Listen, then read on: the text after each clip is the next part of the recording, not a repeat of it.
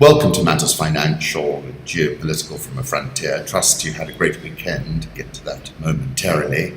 Let me first start with a clip via Eleni Giokos of CNN regarding the railway that's being built. I can't opine on the value for money component, but from an economic point of view, I think, the second round effects, when the railway's in play, the energy's plugged in, that's when you're going to see job creation and people are going to feel the effect of the railway. Home thoughts, we spent a lovely afternoon at the KCB Karen Masters at Karen Golf Club. It's really very enjoyable, and I thank KCB Safaricom. And it was a lovely drive across town. We live in the opposite side, and it doesn't take too long on a Sunday. I met Ian Douglas Hamilton again at the High Commissioner's, and I started rereading his book, which I read many years ago. He wrote this book, Among the Elephants, with his wife, and it's based around a place called Lake Manyara in Tanzania. At the age of 23, Douglas Hamilton moved to Tanzania to live in the wild in Lake Manyara National Park, where he carried out the first scientific study of the social interactions of the African elephant. From that study came his hypotheses, rooted in behavioral ecology, that elephant movements could hold the key to understanding their reactions to their changing environments. Douglas Hamilton argues that collecting and analyzing large amounts of data on elephant locations and migrations can lead to insights into their choices, and therefore assist in their protection against rising threats, including poaching and human-wildlife conflict. It was good to catch up with him. I like this photograph, blood vessels of a real person who dedicated their work to science for display. Majestic Mount Kenya, the national landmark that our beautiful country gets its name from. That's a photograph by Just Sham-It. And then you'll know why I'm reading this piece, but it made a big impression on me. Managing Yourself, Shape Serendipity, Understand Stress, Reignite Passion. John Hagel III and John C. Brown. John Hagel III has also written a tremendous book about intermediaries, and it was very prescient as well. So I must say, I found him very interesting. In this book, he's talking about how we believe you can shape serendipity. Very counterintuitive notion. After all, most of us believe that serendipity is pure luck. How can you shape luck while chance is an intrinsic element of serendipity? We believe that you can significantly alter the probability and quality of the unexpected encounters in our lives. 3 choices determine how we shape serendipity: where we spend our time. People are spending more time in virtual environments, especially social network platforms, because they instinctively sense that these environments are often rich catalysts for serendipity. At the same time, people are making choices about where they spend their time in physical environments that also shape serendipity. While the world is getting flatter due to technology advances, people still move to large urban centers, frequent conferences, and participate in institutions which increase the likelihood of unexpected encounters with people relevant to their interests and needs. How we spend our time, these physical and virtual environments attract a large number of people. How do we stand out and get noticed so that we attract unexpected encounters? How we maximize the value of the unexpected encounter if we are not prepared when the unexpected encounter finally occurs. It will not yield much value. Listening deeply, being attentive, and understanding what the other person is involved in prove invaluable in converting a chance meeting into a more valuable, sustained relationship that keeps on going. I believe that deeply, actually. Political reflections, at least we have something in common. This is a video of Trump and Merkel, And it's kind of insane, that meeting between the two of them. WELT AM Sonntag, have a look at their headlines. This is via Holger. And Merkel could not disguise her sheer astonishment and more. Her facial expressions give it away a lot. Philip Gurevich, the old diplomatic art of following up a state visit by shouting angry inanities after your guest in the street. He's referring to Trump tweeting vast sums of money to NATO, and the United States must be paid more for the powerful and very expensive defense it provides to Germany. The suggestion that Barack Obama asked GCHQ to spy on Trump is just completely barking. That would be evident to anyone who knew the system. That's Sir David Omand, a former GCHQ chief. Fareed Zakaria in a video is predicting a handover of power from the US to China. Ivanka Trump was honored to join President Trump, Chancellor Merkel, and CEOs of US and German companies in a robust discussion on workforce deployment. Kim Jong-un, according to the Daily Mail, is beaming as he watches a revolutionary new rocket being tested. Tensions remain high on the Korean Peninsula. Tillerson did dial back from some of his more aggressive comments when he got to China, but we've got to keep an eye on that. Merkel and Abe call for a swift EU-Japan deal to stem trade barriers. And CSIS says China appears to be building structures that could house surface-to-air missile systems in the South China Sea. That is largely now a fait accompli, is it not? London house prices rebound to a record high, boosted by outer boroughs. That's business.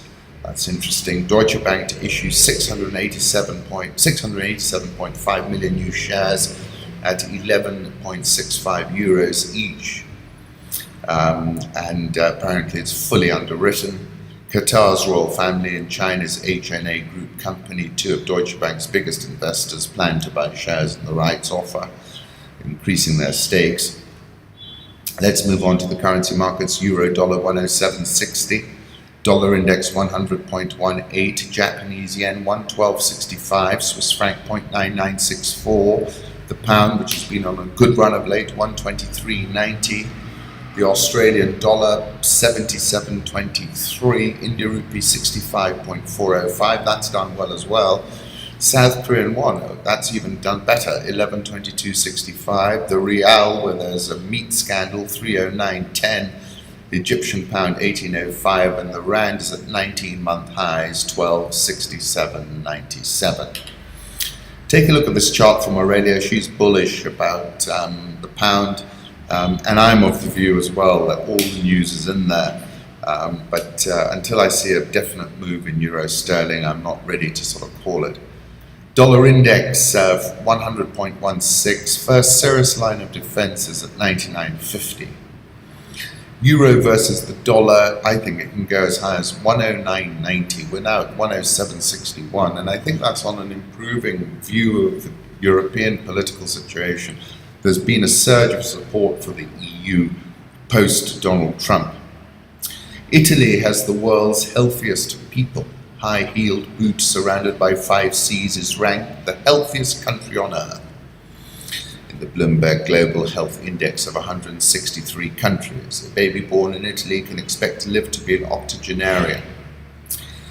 Italy is among the most developed countries. Growth has stagnated for decades. Almost 40% of its youngsters are out of jobs, and it's saddled with one of the world's highest debt loads relative to the size of its economy. Has an excess of doctors. Then there is diet rich in vegetables, drizzled with extra virgin oil. Commodity markets, let's have a look at this. Gold, 1234 trading.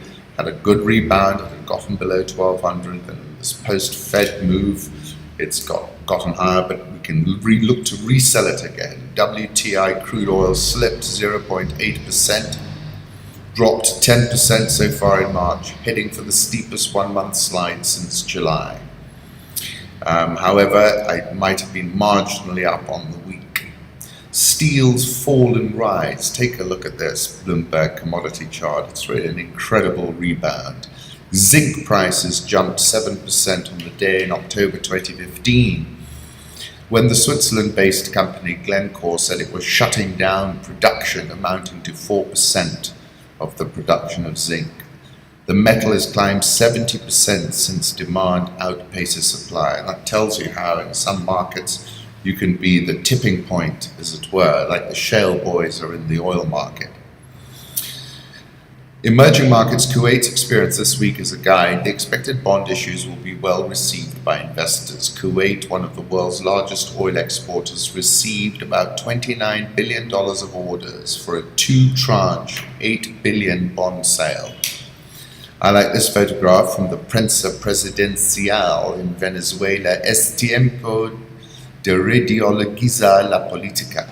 We'll have to try and work out what that might mean. Michel Temer eats barbecue in a steakhouse in Brasilia on March 19th. The story is that there's lots of concerns about the quality of Brazilian meat.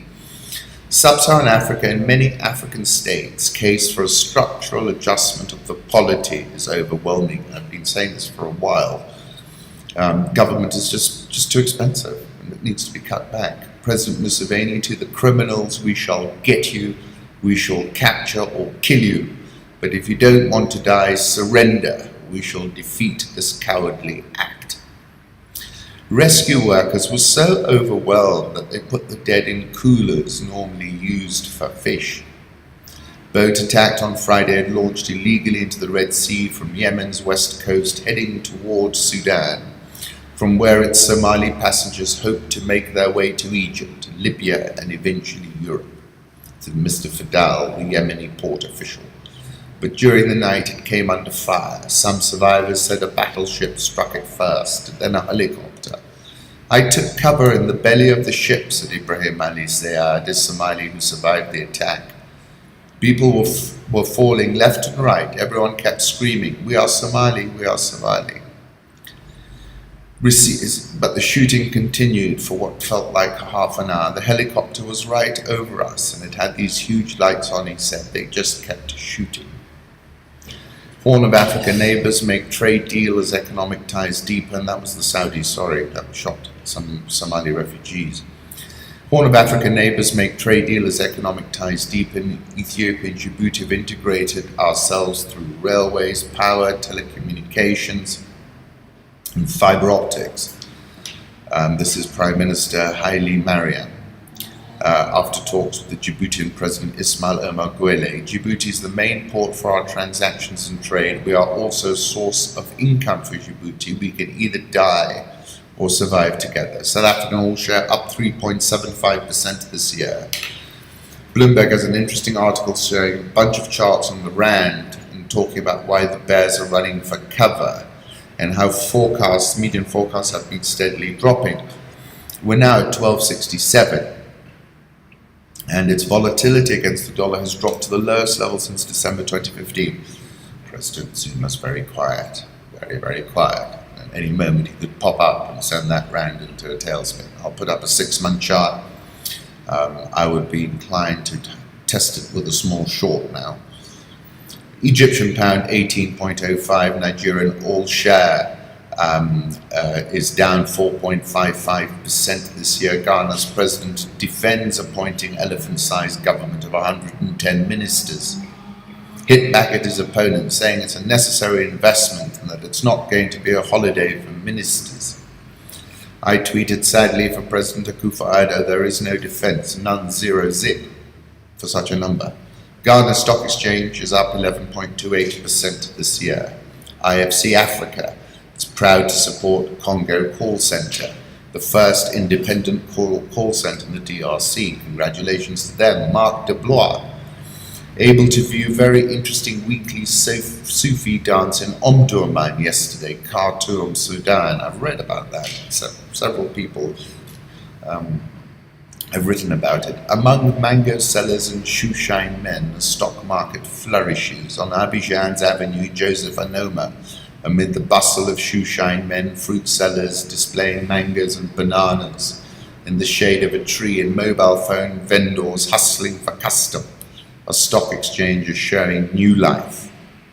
The Bourse Régionale des Valeurs Mobilières, BRVM, a regional exchange covering 7 francophone countries and Guinea-Bissau, occupies a modest office block in the Ivory Coast commercial capital, dwarfed by the skyscraper of its next-door neighbour, the African Development Bank. Just 6 years ago, the BRVM was in limbo, having temporarily relocated to Bamako in Mali, after soldiers armed with AK-47 assault rifles invaded its headquarters amid post-election chaos in the West African nation. Dates are now saying our offices were besieged. It was a near riot situation. We got more than 1,000 people in Abidjan for only one counter. Everyone wanted to buy shares because they were convinced it would close in one day. So good recovery happening there. I wrote a piece for Made in Africa, how Donald Trump's foreign policy may impact Africa's economic position. I was speaking with Charles Hecker of Control Risks about Control Risks Risk Map 27, which flagged the Trump administration as the #1 risk in 2017. During that conversation, he congratulated Africa for staying out of Trump's rat-a-tat Twitter feed and by extension below his radar. Popping above Trump's radar has been expensive in almost every case when the president unleashes his Twitter fury. The share price of the affected company drops, in some cases fairly significantly. Nordstrom, however, snapped that trend. As I reflected on Trump's tweets, I recalled an interview with Standard Chartered PLC's Bill Winters, where he said that the bank was wargaming trade disruptions after Donald Trump's election.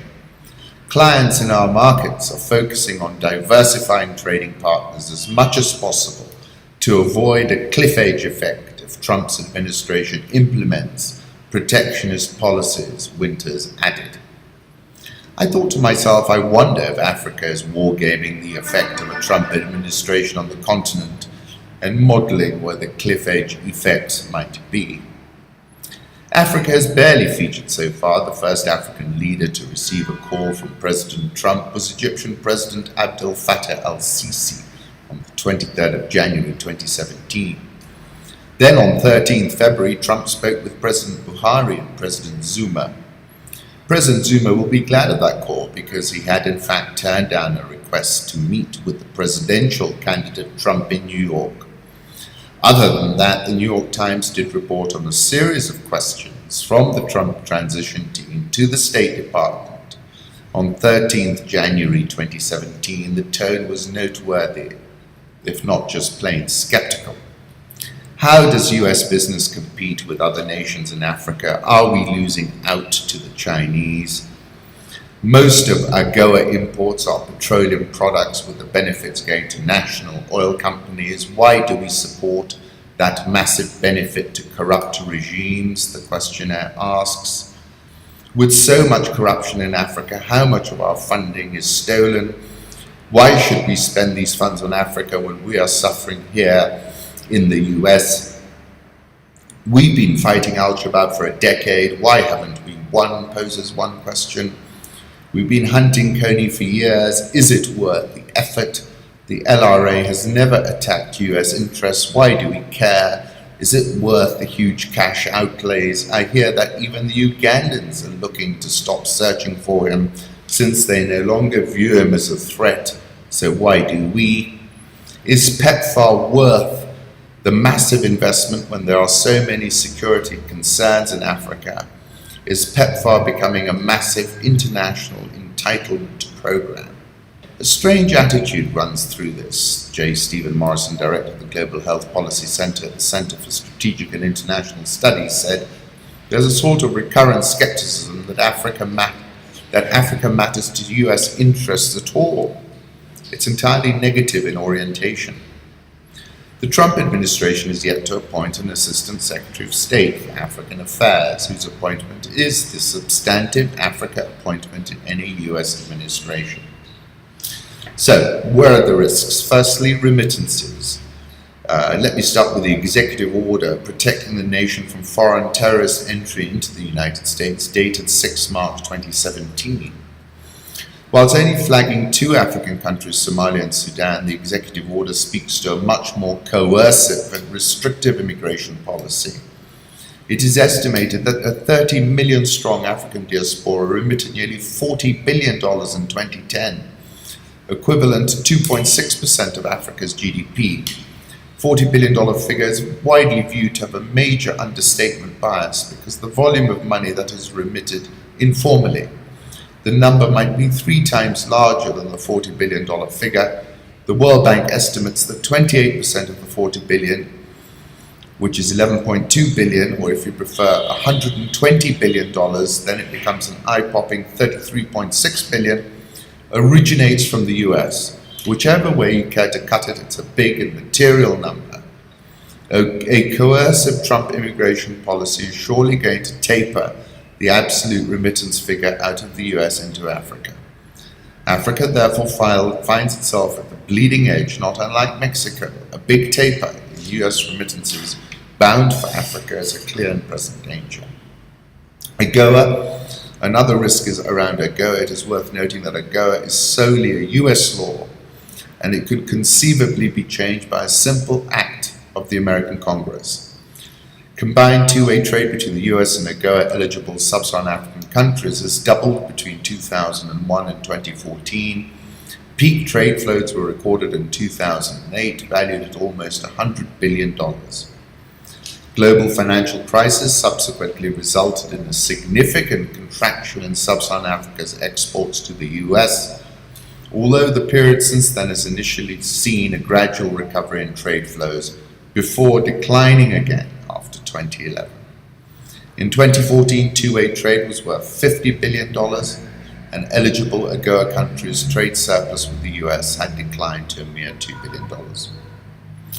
SSA exports to the US have consistently exceeded imports, resulting in a significant trade surplus in favor of African countries overall.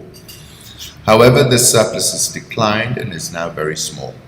Sub-Saharan Africa's largest exporter by value has traditionally been Nigeria, which accounts for 32% in 2013 of combined exports to the US, based on exports from all AGOA beneficiaries in 2013. Angola and South Africa each account for a further 24% of the combined total. A number of countries in the east coast of Africa have sought to leverage textile exports, for example, into the US. A reversal of AGOA would cause serious damage to those businesses. PEPFAR, President Bush is seen as a hero in Africa. In 2003, in a move that has been described as his greatest legacy, Bush created a program called PEPFAR, the President's Emergency Plan for AIDS Relief. At the time, more than 20 million people in sub-Saharan Africa were living with AIDS, but only 50,000 had access to antiretroviral drugs that managed the disease and prevent its spread. Now, thanks to PEPFAR, 11.5 million people are on those drugs. It has been variously described as a globally transformative lifeline and one of the best government programs in American history. Initially committed $15 billion to PEPFAR over 5 years, but the program was renewed in 2008 and 2013 and has since received over $72 billion in funding. As well as disseminating treatments, money has funded HIV testing, counseling for 75 million people, provided critical care and support to 6 million orphans and vulnerable children, prevented 2 million babies from being born with HIV by offering drugs to mothers, trained 220,000 health workers, supported 11 million voluntary male circumcisions to prevent the spread of HIV, improved healthcare in the various focus countries, supported services for controlling other diseases like malaria and tuberculosis.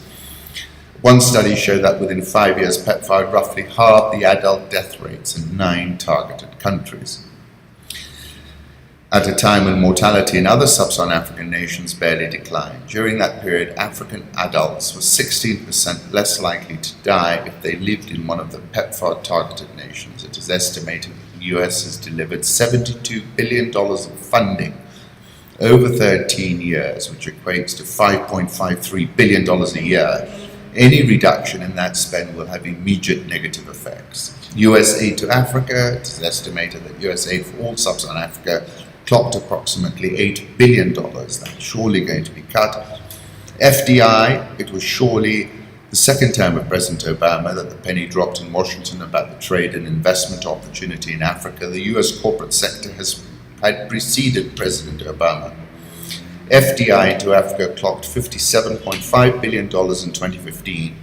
A significant slice of that originates out of the US. In fact, when Kenya issued more than $2 billion of Eurobonds, 66% of the issue was bought by US investors.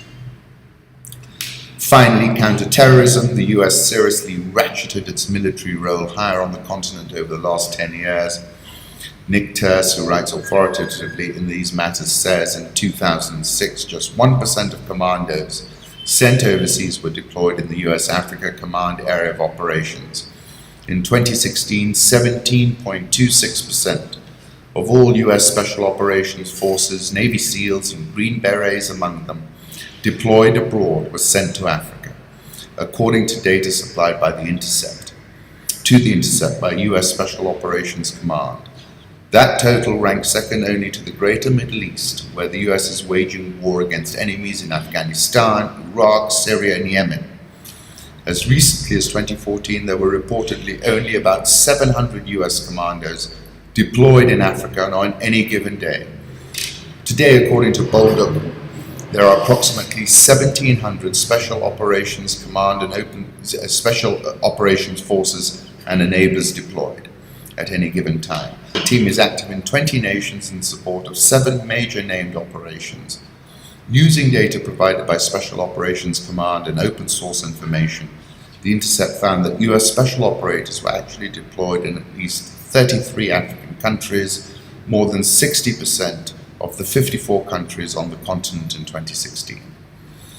Early signals, in particular in Yemen, are indicating that the Trump administration is looking at Africa through a security-focused lens. I expect a significant and parabolic move in this regard. I am sure this insertion of a hard power lever was in part designed to be a lever with which to tilt the pitch against China. It's exponential African arrival. The US and China make interesting neighbors in Djibouti. I concluded by saying Africa is currently growing at a more than 20-year low. These are choppy waters, and for now Africans are sifting smoke signals, trying to work out what Trump might entail exactly.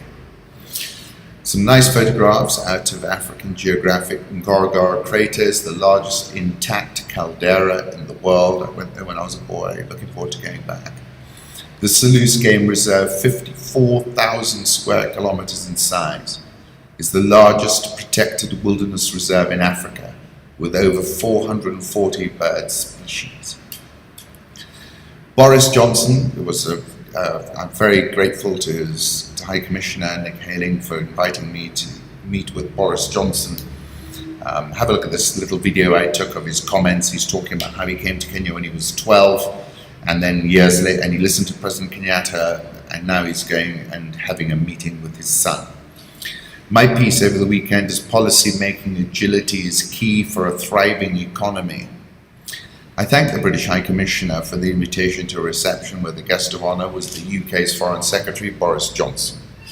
As you know, I'm a big proponent of serendipity and believe it can be shaped. John Hagel III, John Seeley Brown, in their outstanding article, Managing Yourself, Shape Serendipity, Understand Stress, Reignite Passion, reckon 3 choices determine how we shape serendipity. Where we spend our time, how we spend our time, how we maximize the value of the unexpected encounter. So there I am, looking to insert myself into the flow. I introduced myself and then turned and asked Foreign Secretary, have you met the central bank governor? What's inflation? Asked Boris. 9.3%, says Dr. Jorogi. What's the interest rate? Says Boris. 14%, says Dr. Jorogi. We both added drought. We did not have time to add President Kenyatta's comments from his annual State of the Nation speech, where it said on the issue of access to credit for SMEs, it is unfortunate that the unintended consequence of the capping of interest rates was a slowdown in lending by our commercial banks. The growth in credit dropped from 16.8% in January 2016 to 4.3% in December, as per the latest Central Bank of Kenya figures.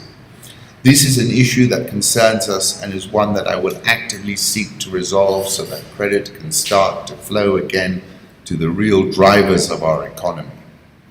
It is now widely accepted, except by the die-hard rate cap dead-enders, that the rate caps need to be removed so that banks and the government can work together to implement solutions proposed earlier. That's Habil Olaka, the chief executive of the Kenya Bankers Association. The law was passed in good faith, but the negative consequences are highlighted and now emerging.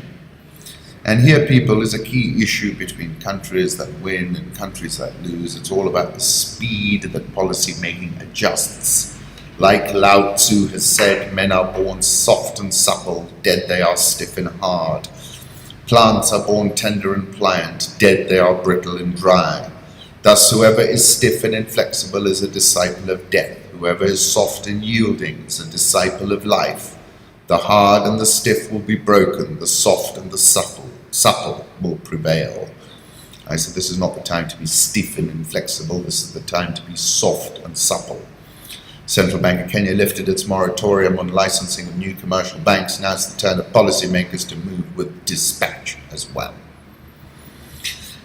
I got Jeremy Awori to take a photograph of myself and the Foreign Secretary, and I'm very grateful to Jeremy. And the Foreign Secretary was very amusing and extremely erudite. He used a word, syncresis, which I'd come across in a religious context of religions which merge with other religions in order to create their own. So it was quite interesting. And Boris Johnson visited Lewa Wildlife Conservancy. And if you haven't seen my interview with Ian Craig, do take a look. And he famously said that day, there will be a way, there always is. And then an interview with William Roberts, who's the owner of Sirikoi Lodge, and he talks about his journey from Lake Baringo to Sirikoi. Mackenzie at CNN tweeted, President of Kenya and his Commander-in-Chief fatigues visiting troops in Somalia, handout photo. And I did say previously that the Trump administration is looking at Africa through a security-focused lens. Kenya shilling back below 103 at 102.92. Nairobi All-Share had a strong Friday, up 1.48%, but it's still down 5.05%. NSE 20 is down 6.36% this year. Kenol Kobil is to open 30 new stations this year, according to Reuters. The story has not changed. David Ohana. In terms of capital, it is nothing. Kenol Kobil is down 14.38% year to date. Looks a cheap share. Kenya Airways has applied for direct flights to JFK in the US starting in May, according to the Business Daily. That will be good news indeed. Once again, thank you kindly for stopping by.